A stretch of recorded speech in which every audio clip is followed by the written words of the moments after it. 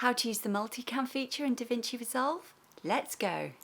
Okay guys, so select the clips that you have for multicam angle, go right click and create new timeline using these clips.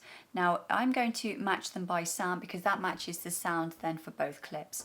And I'm also going to select them by clip name so I can see my phone and my main camera. Once you've created this, drag the main clip into your main timeline. If I just make that smaller, as you can see here.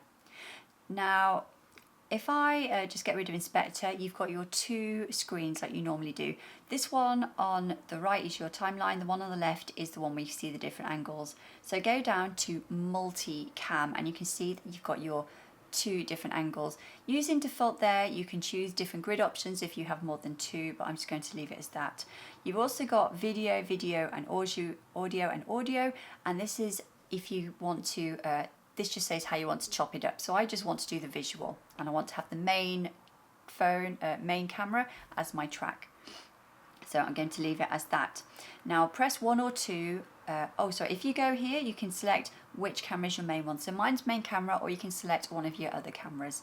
Now I'm going to play this through and press number 1 or 2 according to which camera. So this is number 1. I'm pressing number 2 now to switch over. Pressing back to number 1. And there you have it. So this is a really nice quick way switching between number 1 and 2.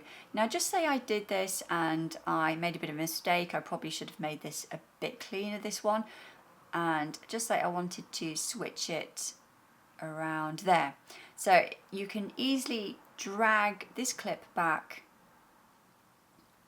So if I play this through again, you'll see that this is now, there we go, that's a much cleaner cut. There we go guys, so I hope that you found this interesting. Let me know what you thought in the comments below, and very thanks to Ollie from my video group for this idea.